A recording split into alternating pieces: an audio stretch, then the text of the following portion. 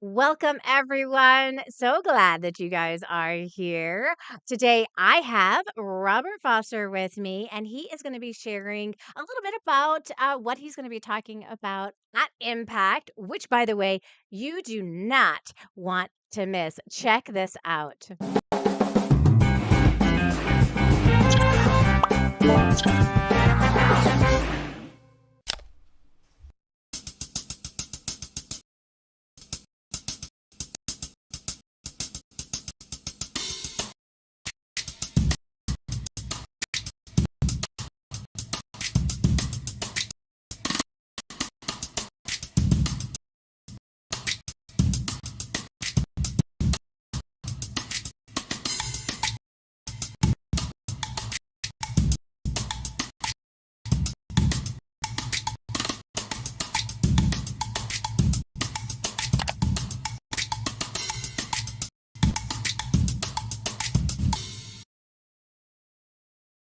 It is going to be awesome. And what I love about this, you guys, is it is a free event to motivate and inspire you and to excite you into the new year with your tutoring business. Come fresh eyes with a vision for your business and really motivate and inspire you.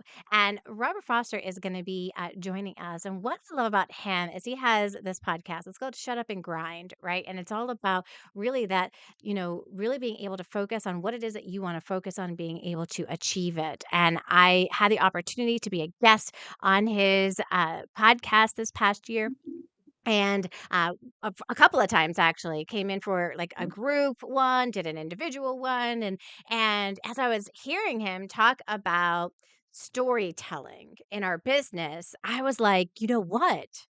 This is an area that I know that you guys could really learn a lot from because storytelling is absolutely huge. It's like a connection point between you and that other person. It's the way for you to reach out on the other side of the computer and be like, "Hi, I get you. I hear you. I see you. We're alike." Right? It's this amazing opportunity for other people to really get to know who we are. So, today you're going to get to know a little bit more about Robert, who will be sharing on that topic. So, welcome, Robert. Thank you. Thank you for the opportunity. So glad you are here. Tell everybody a little bit about yourself. Well, I am a competitor. I'm an athlete. I'm a single father of five, and I do a whole lot of things from the podcast to speaking to I manage a gym and I run my own fitness classes as well. I love that. So you are a business owner like us as well, but you've got a brick and mortar gym that you run, and you're motivating people all over the place with being on stage and your podcast, and even through your own experience that of keeping in with your health and all of that. What started you on your health journey? Were you always just excited um to be an athlete? Well, I started life with a chip on my shoulder, being the young, being the youngest of seven, and we were all athletes, including my parents. So there was just a lot of competition. But of course, I was the youngest, so I was the smallest, I was the shortest, and I just couldn't compete with them at the time. And being labeled so and so's little brother just pierced my soul, and so that's what fueled my competitive edge. And then once I grew, came into my own, I was able to make a name for myself, which was the biggest thing that I wanted. I just wanted to be called Rob, Mm. instead of Ramona's little brother, you're Regina's little brother. Like I wanted my own identity. So that's Yeah. what really fueled my drive. And it just carried over into everything else that I do. I'm just very, very competitive. I love it. And do you feel like it's that competitiveness that's driven you to success with your business? Yes, because I won't accept anything less. I love that. It's like you're gonna put forth what it is that you need to do and you just do it. So, Yes. what is it with storytelling that helps us be able to grow that business even further? Well, is the irony is everybody speaks. right? Ever since you were like, what, two, right? Everybody speaks. But one of the biggest fears in the world is public speaking. Mhm. And so there's a difference between just speaking and telling a story, right? There's a big difference. So say like when you're at work, say you're in a leadership position and you have to relay information to your staff, like that's speaking. You just get up, this is what you guys need to know for today or for this week or for this month, and that is what it is. When you're telling a story, it's bigger than you, right? So now it's Mhm. about taking your experience, plucking out the teachable moments from the good, the bad, and the ugly, and turning it into something that can really inspire someone else. And honestly, it can save their lives. It's like I've gotten Mm. cards sent to me saying like I didn't know what I was going to do until I stumbled upon your show, or like I saw you on that news clip, and just hearing your words at the right time stopped me from taking all these pills, you know. So Mm. letting people know what you've been through, but connecting it to them, like you said it earlier about relatability. Like that's the difference with storytelling, because a lot of people are good at telling what happened to them, like someone broke into my house and they took all of my stuff, and but like when you actually paint the entire picture of the magnitude of what happened, but more importantly what you did after. Like one thing I always say is it's not what happened, it's how you moved on. And like that's the Yeah. difference with storytelling.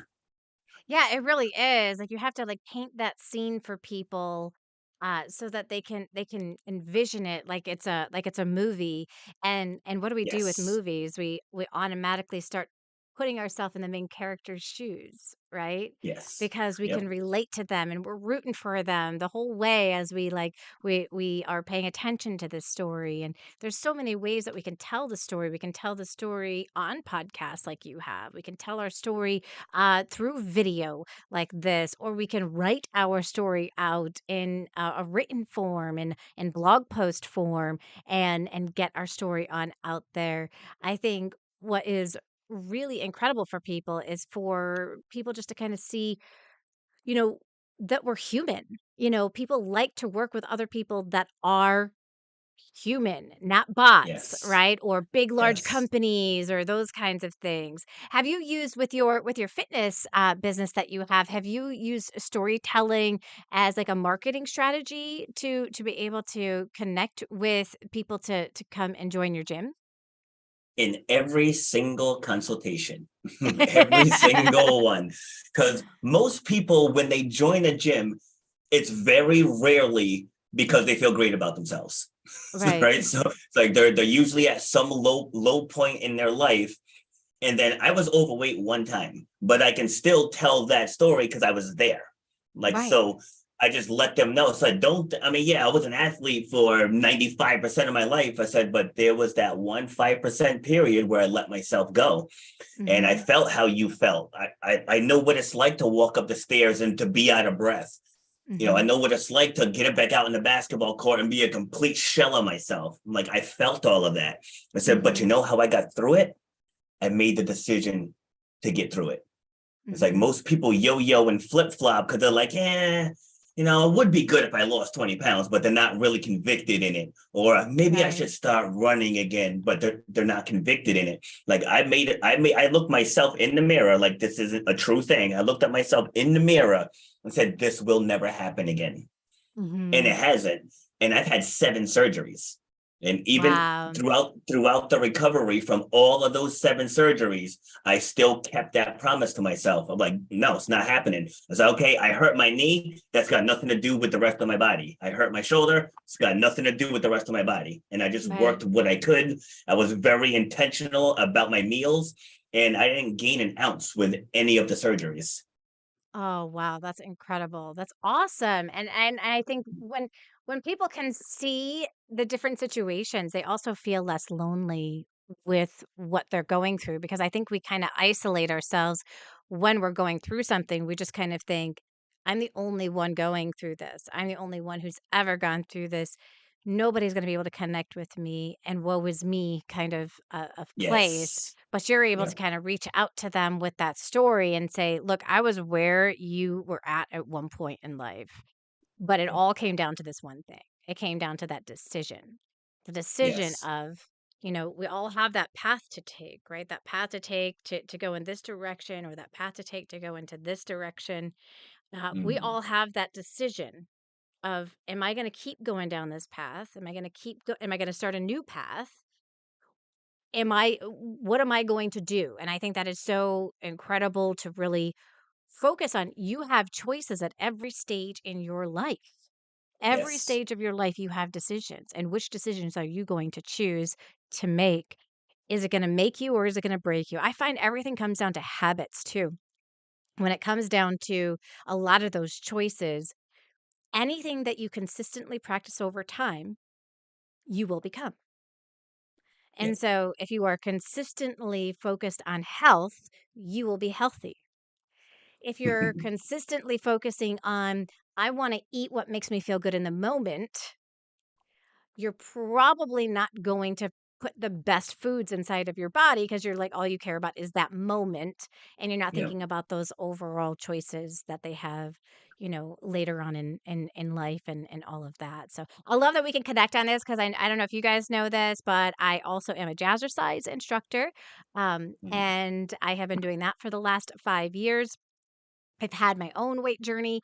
So I've just connected with you on so many levels, Robert. Every time we connect, we have so many similarities, and I absolutely love Yes. that. How about when it comes to like Awesome. running your business? Do you ever have the opportunity to attend different types of like conferences, where you get to learn about your industry specifically? Yes. Let me come right back to that. That I just want to add on to the last part of what we were Yeah. discussing about relatability, because I just want people listening to understand that you don't have to go through exactly what the other person went through to be Yeah. relatable. And if I can just tell this quick story. So a woman I trained probably about a decade ago, she reached out to me and she just said, we need to catch up. It's been a while. So I finally found a block in my schedule, and I went to go visit her. She opened up a gym too, maybe about 20 minutes north of here. And so we get to talking, and she tells me that her brother passed away last year, Mm. and that she was the one that found him. Like, I guess Mm. they hadn't heard from him or anything in a while. So she opens up the door, and what she saw wasn't good, wasn't good at all. And it sent her into a dark place. And so she started her gym because she needed a positive outlet, which was good, Mm. because she could have turned to self-medication. She could have tried to harm herself.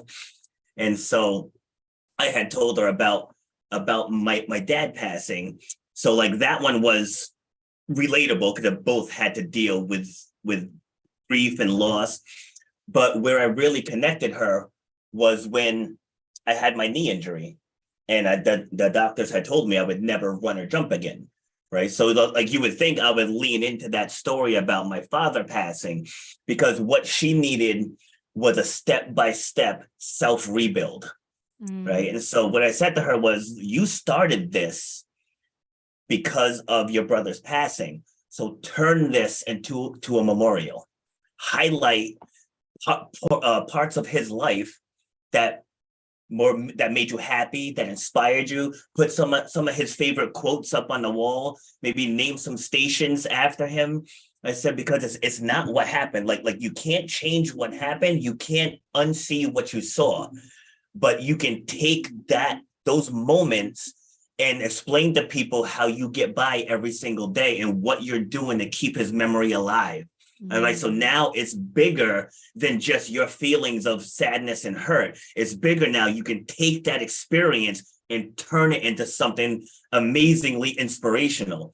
Like, when I talk about the passing of my father, I talk about the 45 years of lessons that I got from him, all those things that he left behind, the things in my gym that he built that are still there. And I get to tell the people the stories of how he built it, and just how proud he was that we opened the gym and he got to play a role in its building. And so like, there's so many other things that I can talk about instead of the pain of watching him die.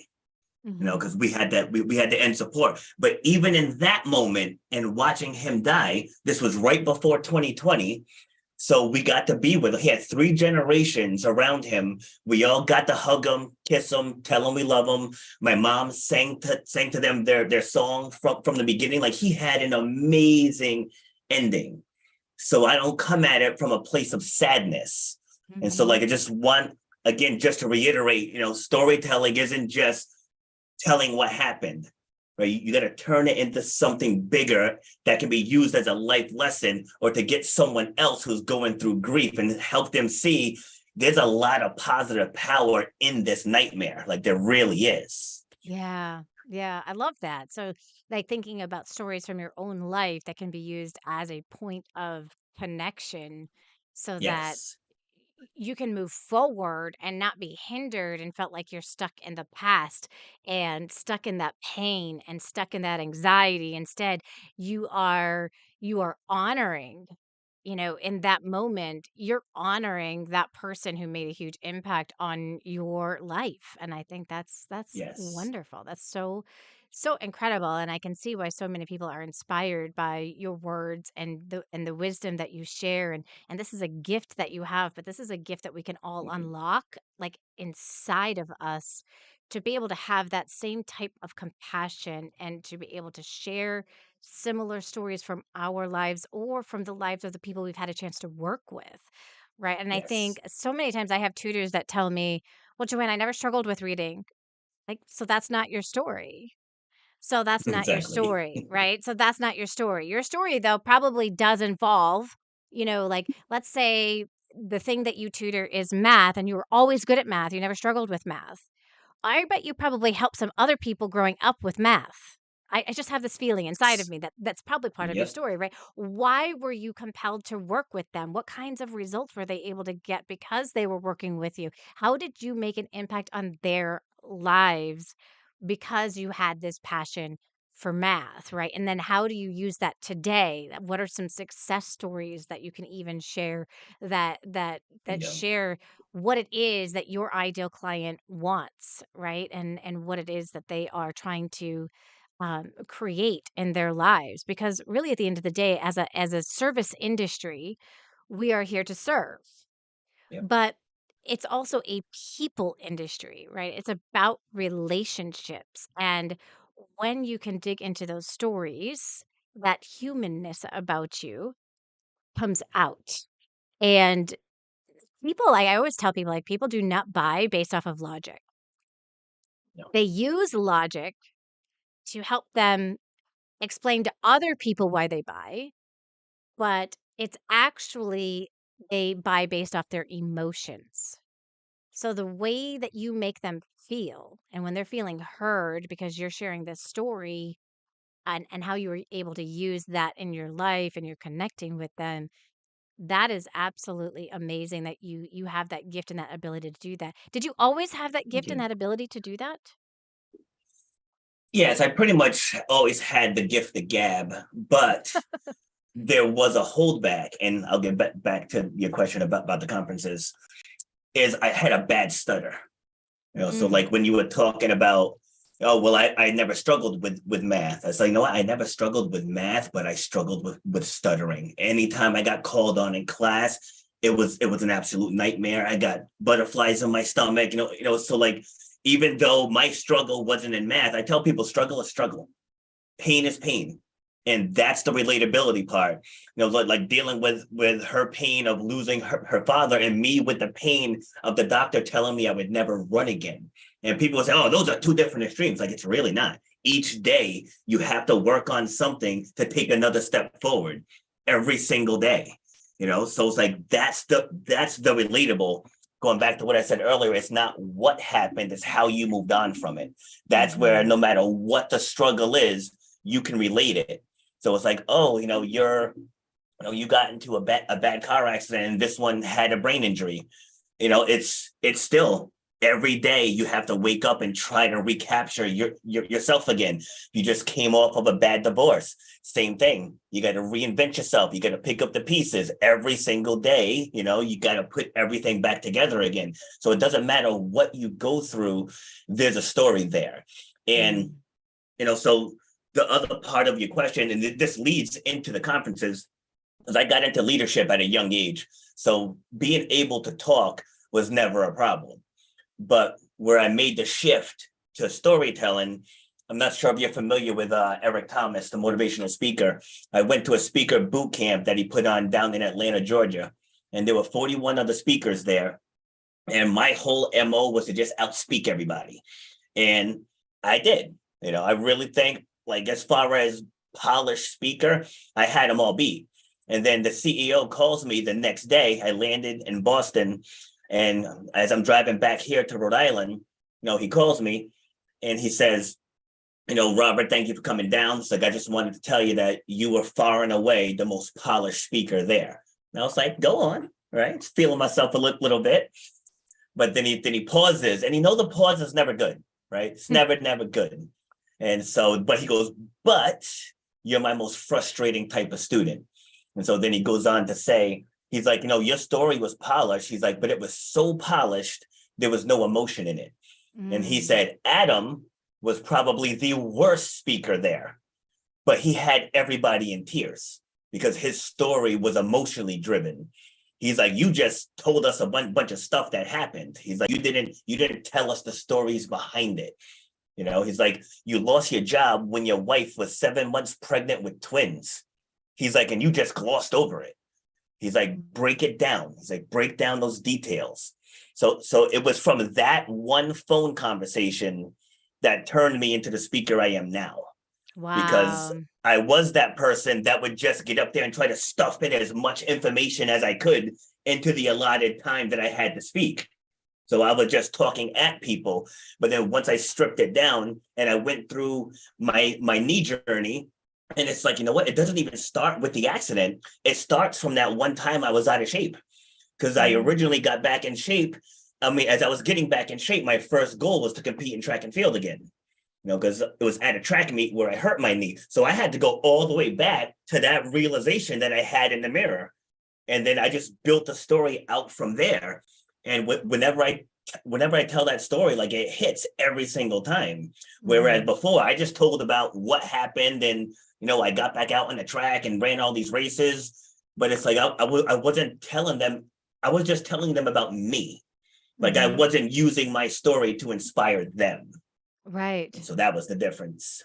Yeah, and you take me back to, like, one of my connection points that I have with parents when I am sharing story with them is they say, um, you know, my child is always, like, kinda arguing with me about reading and doing those kinds of things. They don't wanna do it, it feels like it's just a fight, and I'm able to use that to connect with them, and I just say, "I get it." So I have at that point in time, like in the beginning of the stage, I've been doing this business now for probably for 12 years, online helping kids, but I'm able to share when my daughter was struggling with reading, how she really struggled with working with me, as even though she knew what it is that I do, she hadn't accepted me as teacher. I'm Yeah. mom. I'm not Yeah, you just mom teacher. nagging.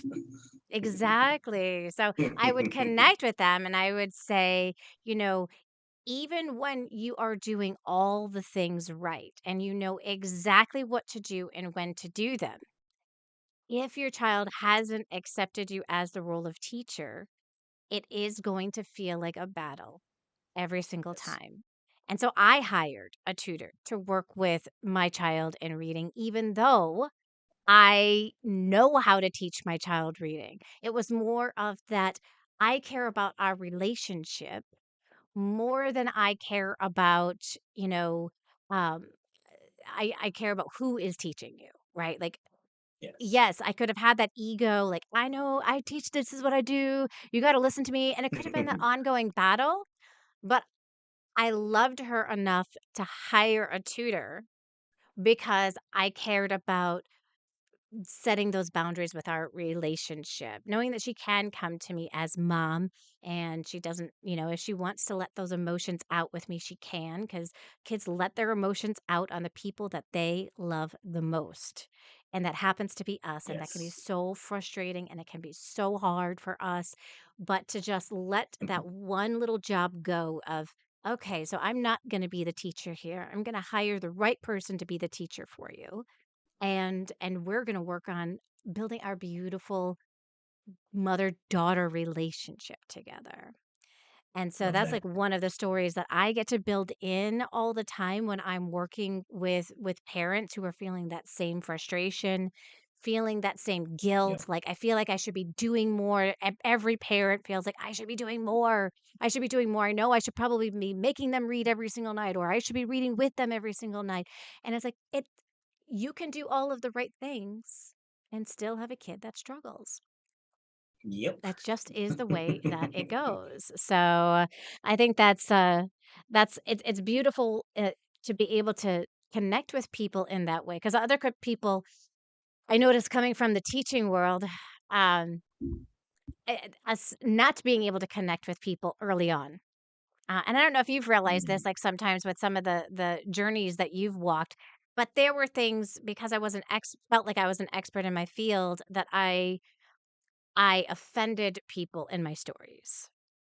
Or I offended mm, people in what I shared with them, and so, we take the education that we have sometimes too far, and sometimes we can think, yes. "Oh, well, I'm a teacher, so I know how to teach it," whereas you're just a parent, of course you don't know how to teach it, right? We can kinda have that attitude, but there's no connection in that. No connection in that Exactly. Exactly. whatsoever. It just leaves people What feeling like kind of like, I don't know, like, insulted.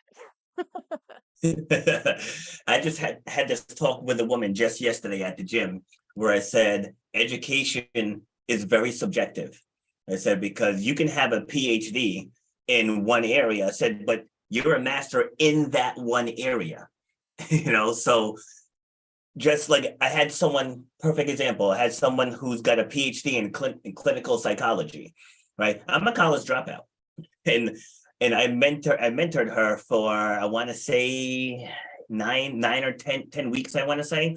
But just because even with her education, I was still skilled in an area that she wasn't. Right. So it's like we gotta just humble ourselves. And like even in the fitness world, like I've been an athlete since I was 5, and I've been in fitness formally since 2009. I don't claim to know everything about everything. So like you were saying earlier about conferences, yes, like I joined different masterminds, especially now that they're mostly virtual. But before, yeah, I traveled all over the country learning stuff because there's Mhm. always someone that knows more or has a different angle that can recommend a different approach. Because to just simply say, well, I've been doing fitness for 13 years and I know, because there were times where I'll talk to the members and the member will come up and say something. I'll be like, you know what? I never thought of that.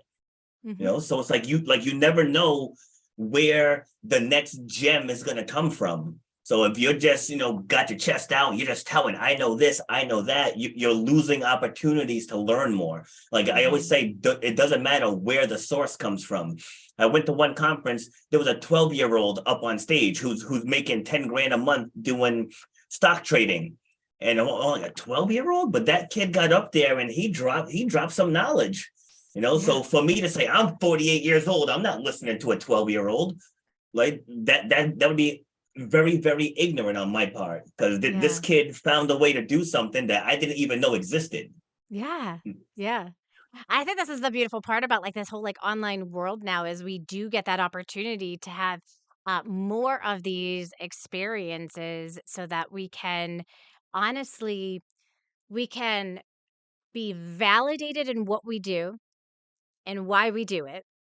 Yeah, We can learn more information so that we can grow in our business space or grow as a human being, yeah, and we can be connected with other people. And I think, like, those are the 3 huge benefits that, like, I see of attending, like, different conferences that are out there, and there's not a lot for, like, tutors that are out there, so that's why I'm so excited to be able to offer Impact 3 you guys because, like, industry specific, there's lots of conferences for other industries, but for tutors, we're kinda left on our own to go solo. We have been for a very long Mm. time, and so something like this is huge that it can connect us from all over the world. What are you kind of mentioned some of those big benefits that you see of attending those conferences. Any other benefits that you see? Well, you mentioned it about the connections because you never know where one connection is going to lead. And I'll say it this way. So I got invited to a networking event. It was just a Zoom event, small thing. There was maybe a dozen people on it. And it was at 7:30 at night. Now, mind you, my days start in the 4 o'clock hour. So usually by 6:30, I'm kind of done with people for the day. And so I started to not go. I was like, no, what? I don't want to do it. Had a glass of wine. I was like, I'm not going. But then the guilt kicked in because on my show, I constantly say, show up. You Yeah. got to show up. If you don't show up, you can't show out. I'm like, so you got to show up. So it's like, all Mhm. right, I got to practice what I preach. Let me go.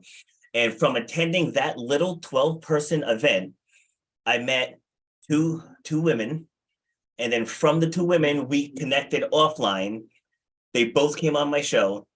Then I met this woman. No, no, I met this man, Shay. I met this woman, Tina. And then from there, it just blossomed into just this big connection thing. But now Shay, I've been feeding Shay lead after lead after lead for the last year. And Mm. he had texted me and said, what's your PayPal address? He's like, I wanna send you some money for all the referrals. And I was like, oh no. I was like, just if an opportunity arises that you think I'd be a good fit for, just think of me. That's all I Yeah. want. Yep. Right. So a year goes by. He just texted me 2 Fridays ago and said that he's starting a docu-series. And now like the average documentary is about $1,000 per minute of recording time. Mhm. So he says to me, he's like, I want to feature you. And then like my heart sank because again, single parent, 5 kids, right? So I'm like, what's the process? And so he says, thanking you for all the referrals. He says, I want to feature you for free. And I was like, Aw. wow. I was like, wow. He's like, can you get to DC? I was like, yep. I said, Yep. I don't even need to know the date, time yet. I'll be there. Absolutely. But that is huge. And that came from him being on my show first. I went on his show, then he was on what excuse me, he was on one of my panels, and then just almost every single guest that comes on, I send his way. If I feel they fit his messaging. But Yeah. just in, like you said it earlier about relationships, like I just nurtured that relationship, and then the opportunity came and he thought of me. Mm. So when you show up, that's how those doors open. They do. And I think this is important. Like, you weren't expecting anything from him No. whatsoever. Just that simple, hey, that simple seed. If there's something that you think I'm a good fit for, right? Cool. If not, no big deal. Like, I'm not sitting here helping other people because I feel like I'm going to get something out of it.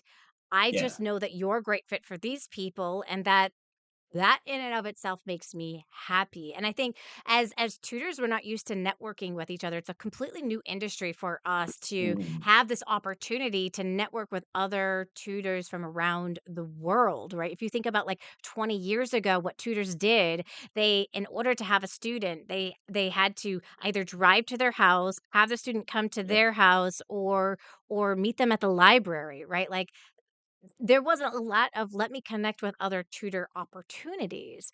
But you know what you said that was so powerful to me was I didn't ask him the date or the time or anything. I was going to be there. And I think that's so cool. When we think about sometimes we look at these opportunities that come to us and we think, oh, yeah, that doesn't fit my schedule. I can't do that. But when like I already know there are not a lot of conferences out there just for tutors, you guys, right? So if you know this is the only, let's say this is the only conference that is offered throughout the year, would you be saying to yourself, like, Oh, I don't know. It just can't fit into my schedule. I don't know. Maybe, I don't know if I like the topic so much. No, you're like, no, I'm going to be there. I'm going to be there and Hmm. I'm going to come to learn what I can learn.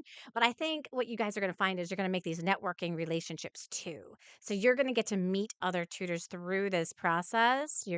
It's very unique. You haven't seen this happen with other conferences. A lot of times, people, when they talk, they literally will like, puts you in like this webinar room pretty much where you don't get the opportunity to really interact other than like with some questions or things like that. You're actually going to be in the room with us. And so you're going to get that opportunity to network with other tutors, break out into breakout groups and really feel like this is a conference that was built and designed for you. So I love this opportunity of networking for us as tutors because we can learn so much from each other, not just from the speakers. Like the speakers are like just like a piece of the pie.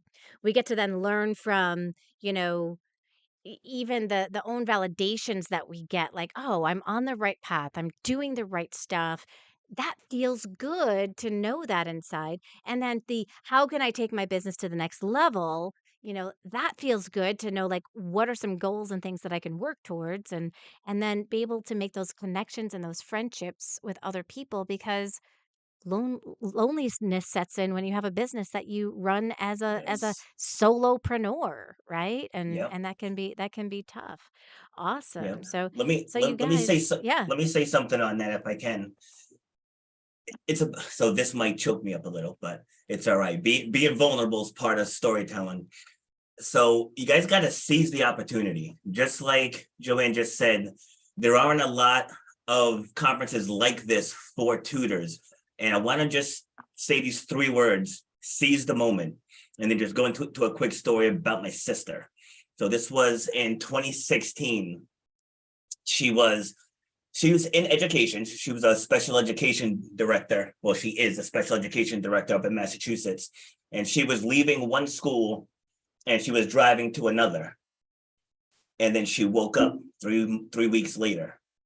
So she ended up having a brain aneurysm burst. Oh my And gosh. and fortunately, the person behind her, now mind you, she was on the interstate when this happened. The person behind her was an off-duty EMT. So he saw the car just veer off. There was no braking or anything, and she slammed into a tree. So when the EMTs got there, like she had a big laceration on her forehead.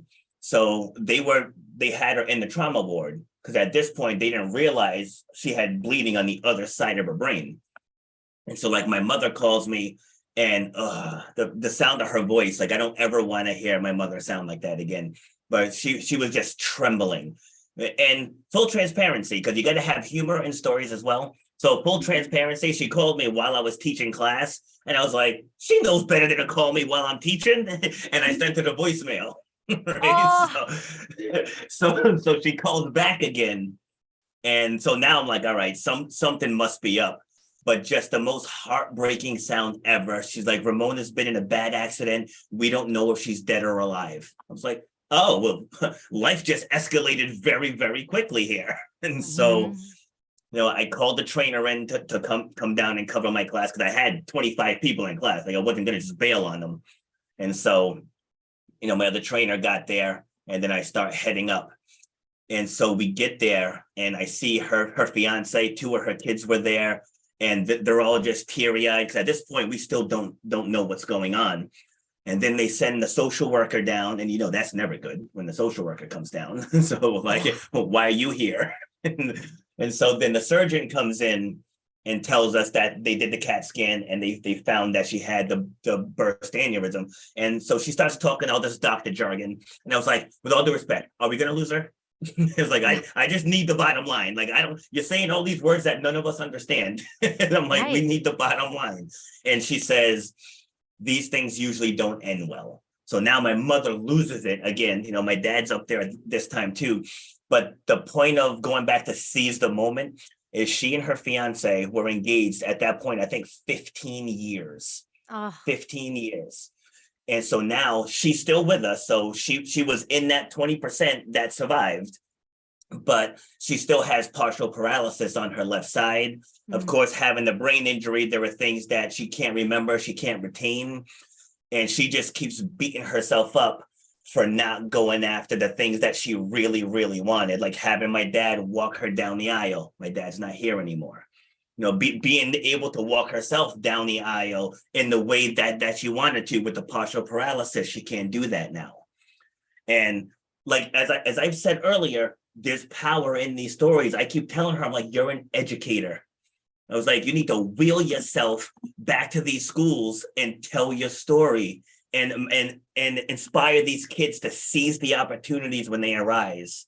Mhm. So for those listening, if you're on the fence, this is an opportunity. It's knocking at your doorstep, and you can have a chance to learn from someone who took the jump and can help you level up whatever it is you're trying to accomplish. Because trust me, my sister is kicking herself for not doing all the things that they wanted to do, because now some of the things she can't do, Right. and the opportunities were there, and they chose to focus on busy work instead. So you have an Mhm. opportunity now to level up and put yourself in a position to where you can do all the things that you want to do.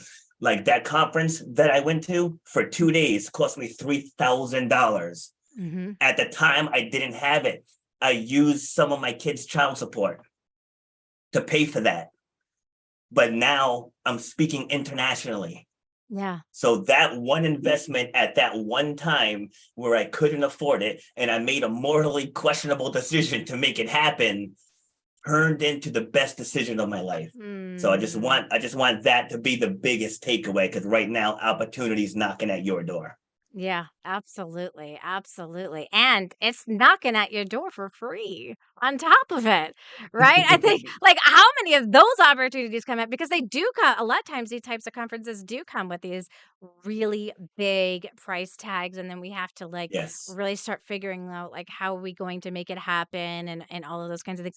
That doesn't even have to be part of the story. You guys can come and join us for free. TutorBird is sponsoring the event, so thank you, TutorBird, for Nice. being our sponsor for that event and also being a sponsor of this channel. They are the one-stop shop, you guys, for when it comes to running the backside of your tutoring business, which I absolutely love. I wish I had TutorBird from the first day that I started tutoring.